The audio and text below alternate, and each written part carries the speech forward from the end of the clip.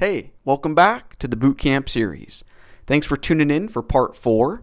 Now, up until this point, everything we've done has been within the context of CodePen. In case you couldn't tell, I'm a big fan of CodePen. However, eventually, we do need to get out of CodePen and learn how to actually create our own files. Let's jump into the action and I can explain why that's the case. So CodePen is great, but it does have limitations. So if I start to create a new pen, and imagine I have a headline, my cool page, and then below that I want to link to my About Us page. So I have an A element that says, learn more about us. And then for the href value here, you would point towards another web page file. However, within the context of CodePen, you and I are not controlling our files. So there's really no way for us to link to a separate page. And linking to other pages is a big part of the heart and soul of the web. So this is one big limitation with CodePen. Also, remember if we want to add a photograph, there's no way in the free version of CodePen to upload our own photographs or images. Instead, we would have to click on Assets, and then Photos, and we would have to use one of these example placeholder images that's already online. Now that's okay for practicing, but in the real world, we want to be able to use our own photographs, our own custom files. Okay, and then finally, perhaps the biggest limitation with CodePen is that when we create something that we really like and we want to share with the world, well, we probably want our own domain, right? Like our own .com. And also, we wouldn't want any of this part of the user interface of CodePen. We would just want the entire page to be our actual web page. So, for all of these reasons that I just discussed, this is why we need to learn how to get out of CodePen and start creating our own website files on our own computer. This way we are in complete control, and then when we're ready to go live or publish our website up onto the web, it will be a piece of cake. Okay, but the first step before we even worry about going live is just learning how to create files in the first place. And when it comes to creating our own website files, it all begins with having a text editing program on our computer. Now there are tons of different free text editors in the world, but the industry standard by far is one called Visual Studio Code. It's completely free to use. I don't believe the entire application is open source, but the core of it that it's built upon is open source, and it runs on Windows, Mac, and Linux. Now again, there are tons of other text editing programs that you can choose from, and if you're more experienced with computers, that's fine, but if you're a bit of a beginner, or if you're not very familiar with programming and coding in general, I really recommend Visual Studio Code. The reason is because in future chapters in this bootcamp series, when we get into programming and servers, so on and so forth, we're going to need to work with the command line. And Visual Studio Code has a built-in or integrated command line that's always just automatically pointing towards your current project. Now again, if you're already pretty familiar with computers and you consider yourself more of a power user, that's not a big deal.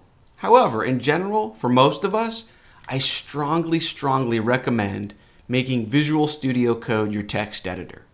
So right now, go ahead and visit this website. You can either Google for Visual Studio Code, or the website domain is just code.visualstudio.com. And you can go ahead and pause this YouTube video while you download and install this program. The installation process should be fairly simple. Any and all of the default options are okay. So just download the file, open it, install it, and then come back and resume this video once you've opened the program. Welcome back. At this point, I'll assume that you've installed and opened VS Code. It should look something like this. So, how do we get started? Well, we could create a new file, but I would say 9 times out of 10 or 95 times out of 100, instead of working with one individual file, you'll probably want to work with an entire folder. Right? Sort of each project is its own folder. So right now I want you to do this with me, either on your desktop or in your documents folder or just anywhere on your computer that you can easily find again. I want you to create a new folder. So for example, on my desktop, I'm going to choose New Folder. And you could name the folder anything you like, but why don't we name it My Website? Okay, now the idea is we want to open this folder as a whole with VS Code. Now there are several different ways of doing that. So back in the VS Code program, you could use the File Open menu to open a folder, or, and this should work on Windows, Mac, and Linux, you can click and then drag and drop your new folder that you just created on top of a VS Code window. So for example, if I click to drag this and then I drag it on top of the main VS Code area right here. Perfect. So now this area right here that's currently empty, this will show me all of the files in this folder that I'm working with. So do this with me. In this empty area on the left-hand side here, we can right-click and choose New File. Or you could also use this icon or button right here to create a new file in our folder. Either way, then it's going to ask you to give a name for this file. Let's name it index.html. And this is a web page file. Now different pages will have different beginning parts of the name, but all of them will end with .html. Okay, now with this file selected, then over in this area, we have an empty canvas where we can begin coding. So right here, I can type H1 and then hit tab, just like in CodePen, and I'll say welcome. And then right below that, I'll hit P tab, again, the same tab triggers as CodePen, and say, this is my amazing page. Okay, now let's save this file, and then I'll show you how to view it in your web browser. So on Windows, you can just press Control and S on your keyboard. On Mac, it's Command S, or you could use the File Save option up top. Okay, but with this saved, now let's try to open this in a browser. So go ahead and find the folder that you just created. Okay, here's our index.html file. And now I just want you to drag and drop this file onto whatever web browser you're using. So in my case, here's Google Chrome. We were just looking at the Visual Studio website a moment ago. So if I just drag and drop this file on top of the web browser window, awesome. There we see our heading level 1 and a standard paragraph. So at this point, we already have our HTML code up and running. So now this is just like CodePen. Everything we've learned in the last 3 lessons about HTML can be applied here. With that in mind, our next logical question is probably, well, how do we add CSS? Well, before we get to that, first, let me show you how to customize your Visual Studio Code editor a bit. So for example, I think this code is a bit too small to easily read. So to begin customizing your settings, on Windows, you can press Control and comma. On Mac, it's Command and comma. Or up in the top menu, you should be able to find either Preferences or Settings, but basically we're just looking to get to this Settings screen. So just a few options from the top, right about here we see Editor Font Size. So I'm just going to bump that up to maybe 17. And now back in this tab where we're working on index.html, you can see we can actually read this now quite easily. Cool, let me go ahead and close this Settings tab for now. And at this point, let's learn how to add CSS to our page. So first, to be honest, I oversimplified things when I let us just begin typing HTML content here. So go ahead and delete everything in our HTML file so we have a completely clean and empty slate once again. Okay, now at this point, I want you to type in DOC, so doc, and then hit tab. That's a useful snippet that VS Code has for us. We just type doc, hit tab, and then it gives us this sort of overall big picture skeleton of an HTML page. Now, we never saw any of this code in CodePen, and that's because CodePen sort of took care of this for us. Essentially, this is information about our web page as a whole, and then our actual content that visitors visually see, that goes in here in the body area. That's why in the previous lesson, I pointed out that you can target the entire page by targeting body. So for example, in this head section where we see title, this is what you see in the browser tab. So if we change this from document to my page and then save this file, and then in your web browser hit the reload or refresh icon, well, the page is empty, but notice there's the title for this tab or this page, my page. So the idea is that this contains information about the page, and then body contains the actual raw content. So in the body area right here, this is where we could have a heading level 1 and say, welcome, and then a paragraph. The sky is blue. If I save that and then refresh, cool. So now that we have this sort of overall skeleton set up, now I can show you how we add CSS. So in this head section, maybe right below this title line, so right here, I'm going to drop down, and then if you type link, so L-I-N-K, and then hit tab on your keyboard, it'll automatically expand to this, and this is how you link or attach or load a CSS or style sheet file. So now in the href, we just point towards a file. Now we haven't created a CSS file yet, but you can imagine in just a moment we will. So in the href value, let's name it maybe style.css. You can name the file anything, it just needs to end with .css. Okay, so I'm going to save this, and now over here in the sort of file or folder explorer area, let's just create a new file in our project folder. So right click, new file, let's name it that matching name, style.css. Okay, and then in this new file, maybe I'll target the heading level 1, curly brackets, and say color red. Semicolon, give that a save. Back in the browser, you can refresh. Perfect. Now that we've successfully added CSS, let's change gears. And next, let's learn how to link to a new separate page. So maybe right about here, what if we said, read more about us or learn more about us? And it was a link to the About Us page. Well, let's set that up. So right below this paragraph, we can just have an A element. So you can just hit A and then tab. Now for the href value, inside these quotes, you just point towards another HTML file. So we can just say about.html. In between the opening and closing A tags right here, this is the actual text that you will click on. So let's say learn more about us. Hit save. Now we just need to go create a new HTML file in our project folder with that matching name. So over here we can say new file. We need to give it that exact name of about.html. Okay, so that's a new empty file. Now in order to save a bunch of typing, I would just go into index.html, select everything, so Control A or Command A, copy that into your clipboard, back in the new file, just paste it in, and then just make a few changes. So for the headline, we could say the About page. For this paragraph, you can say our company has been around for a long time. And then let's maybe change this link to take the visitors back to the home page.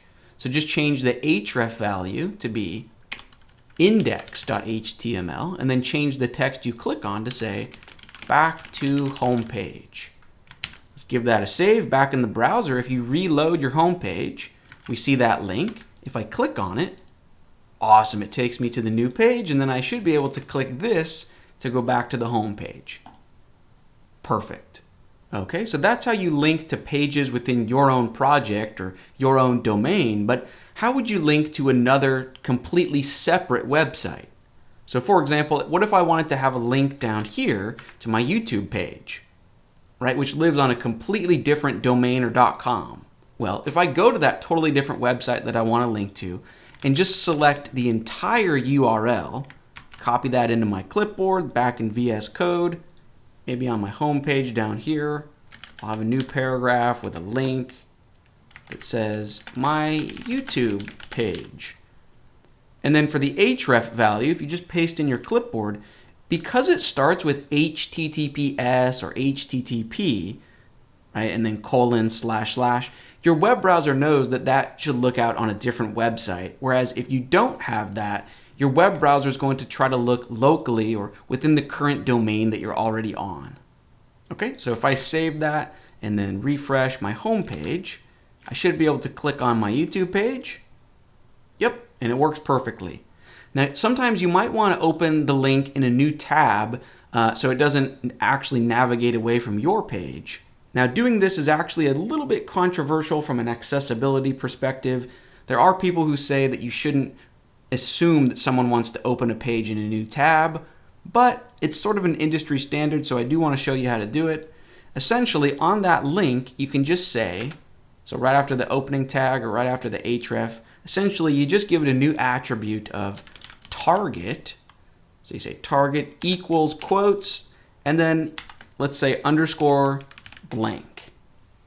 Give that a save. If I refresh my home page, now when I click on the YouTube page, it opens it in a brand new tab. Cool. At this point, let's change gears. So now that we've added CSS, and now that we know how to create multiple pages and link between them, I think the next logical step is to learn how to add our own custom images or photographs to the page. So the first step that I really can't help you with is just getting the photos either from your camera or your phone onto your computer. Okay, but assuming you have a few photos you want to use, the next step is to move them into our project folder. So here on my computer's downloads folder, I've downloaded a few images from the Unsplash website. If you don't have any photos from your camera or phone that you want to use, you can use these Unsplash photos as an example as well. You just search for what you want and then click download. But anyways, once you have a few photos, we just want to move them into our project folder. So within our project folder, right, we named it My Website.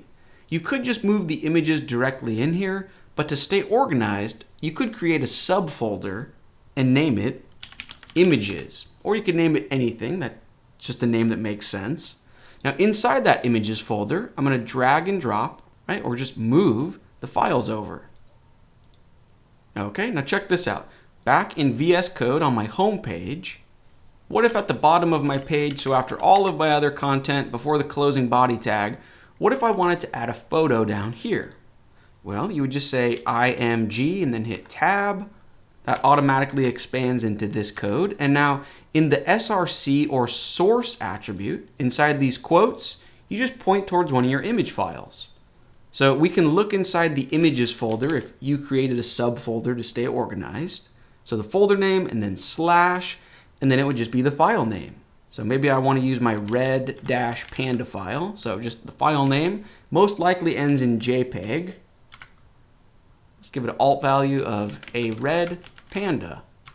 Hit save. Now back in the browser on my page, if I reload, well, we see good news and bad news. So the good news is that we do see the image here. The bad news is that it's such a large photograph that it doesn't work at all on my web page. Now let's go ahead and fix this from two different perspectives. So perspective number one is we can use CSS to make the image be a flexible size.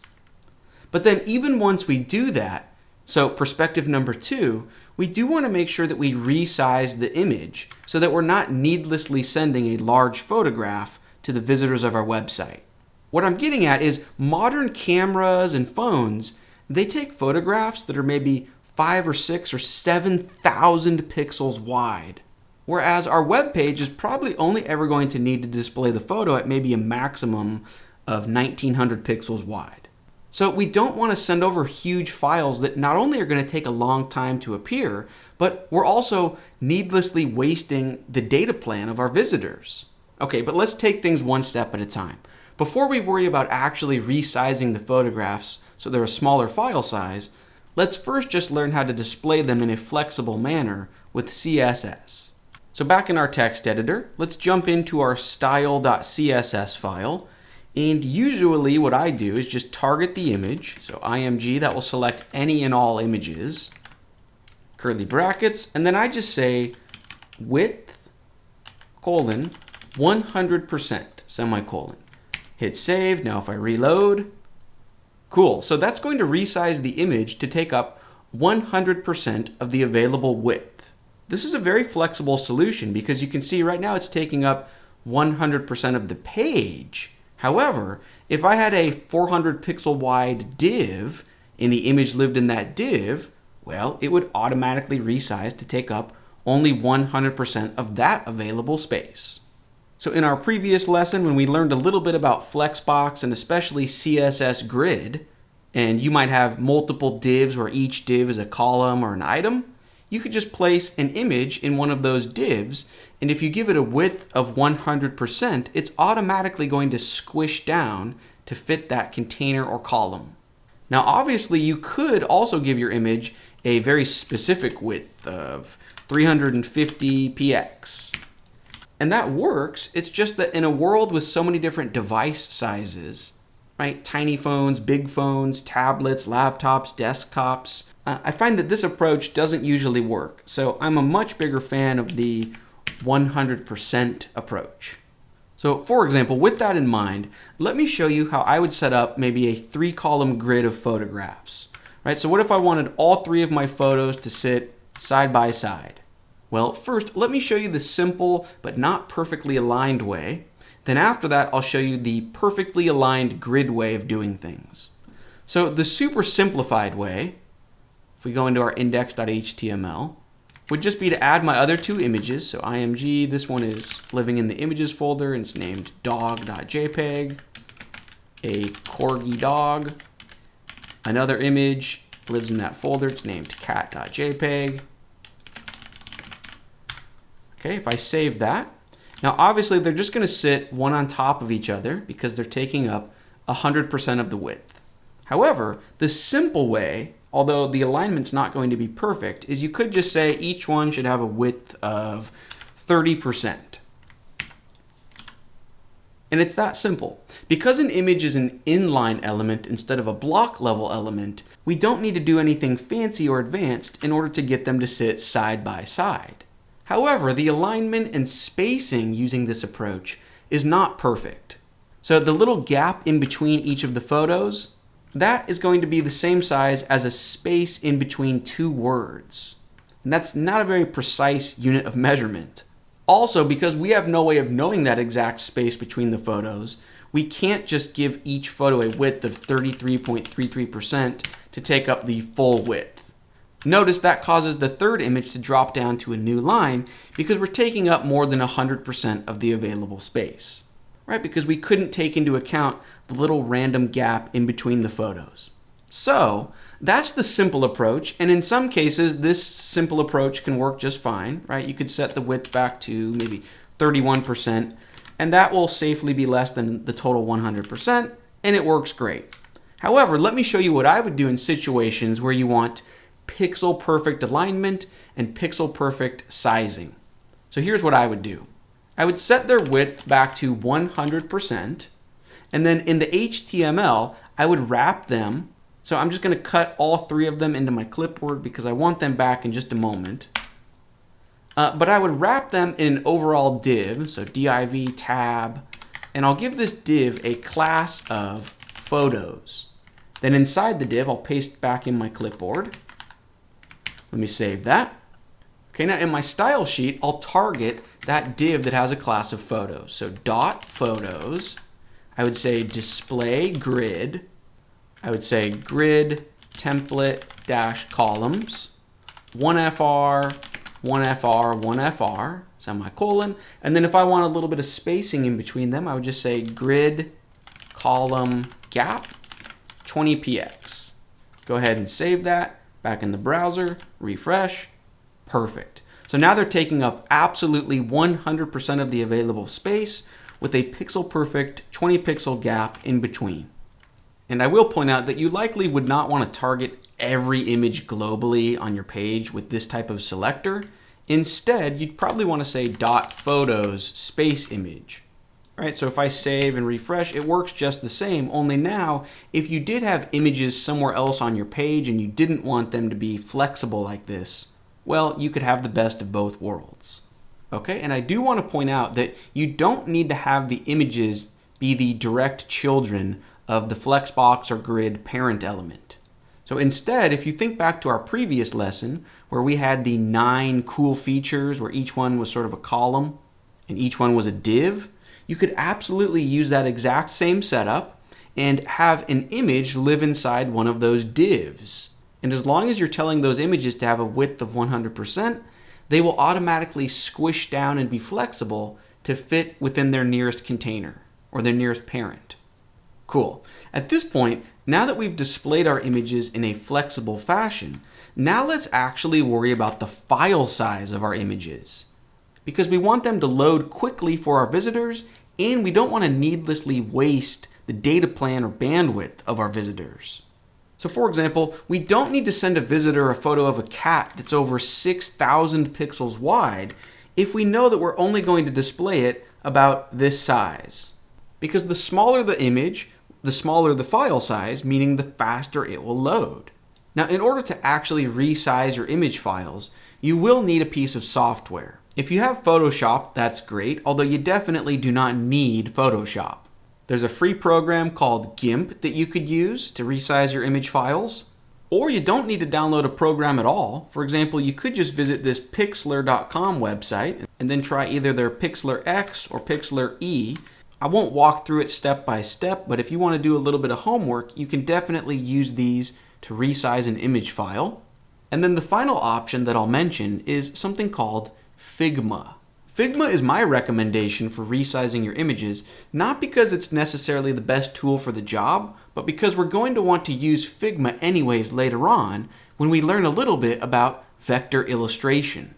Now, Figma is completely free to use. You don't even need to enter a credit card or any sort of payment info. If you want to try Figma right now, you can pause this video lesson.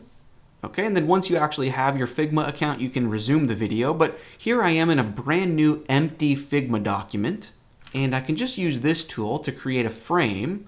So I can just drag and drop it. And now I use this to create the size of the image I want.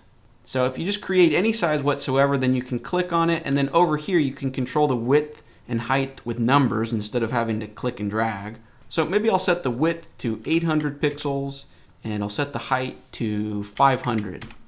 Okay, so now that I know that that's going to be the exact size of the frame, 800 by 500, I can just drop in a photo. So if I just drag and drop my cat picture, that's I think over 5,000 pixels wide, I can just drop it on top of Figma. There it is. Now in the layer column over here, if I drag it onto frame 1, that restrains the photo to fit inside the frame. So then if I click on the cat layer again, I can just hold the shift key and then re-drag that cat photo. So this not only lets me resize it exactly how I want, but it also lets me essentially crop it exactly how I want. And I know it's going to be that perfect 800 by 500. So now I want to actually export that. So I can just click on frame over in the layer column. And then down at the bottom of this right-hand column, I can click on export.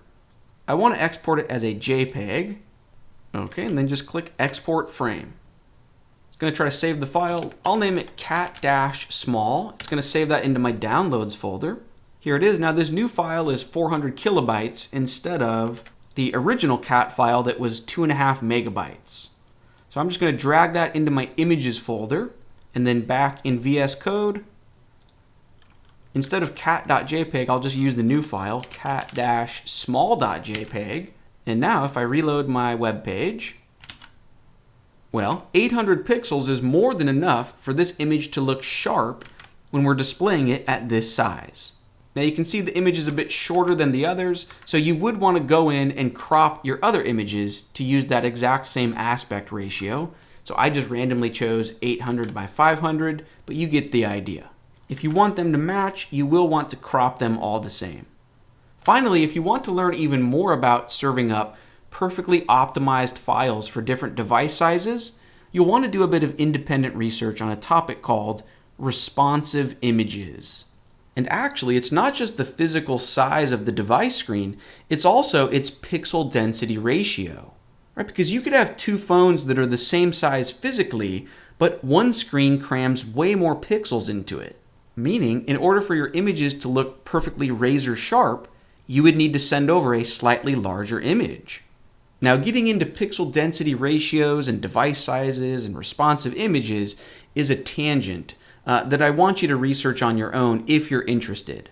But keep in mind, I don't want you to wander off on too many tangents throughout this bootcamp series. In fact, in 2 videos from now, I'm going to give you a strategy for taking notes and how to manage these different topics that you might want to research, but at the same time, you also don't want to get distracted with tangents. So for now, let's not worry about the science of serving up the perfectly sized image for the current user and device. For now, good enough can be good enough, as long as you're not sending over some crazy 6,000 pixel wide image that's multiple megabytes. Right? As long as you've resized the image to a somewhat reasonable size, well, for now, that's good enough. Let's talk about where we go from here. So I'm going to give you a bit of homework for the first time in this series. You don't need to spend a ton of time, maybe just one evening, but I want you to create a small website with information or content that you're comfortable sharing with the world. So it could be about your pets, could be a few of your favorite recipes, or just your interests in general. Or it doesn't have to be about you, it could be about anything. I want you to create a website with at least 2 pages, right? I want there to be a link that visitors can click to jump back and forth between the pages. Also, I want you to use CSS and everything we learned in the last 2 videos to make your pages actually look good. And don't forget to add a few of your own images to the pages. Okay, now let's assume you've completed your small website and you're ready to share it with the world. Well, at the moment, the files only live on your personal computer. So if you look up in the address bar when you're viewing your pages in your browser, it's just referring to your specific computer, meaning you're the only person in the world that can view it. However, in our very next lesson, we're going to learn how to take all of your project files, right? Your HTML, your CSS files, your images, and we're going to learn how to push them up onto the web, and you'll have an address that you can share with your friends, family, colleagues, and the entire world. Anyways, I'm really looking forward to the next video, and I hope you've been enjoying this bootcamp series so far. Take care, and I'll see you in the next one.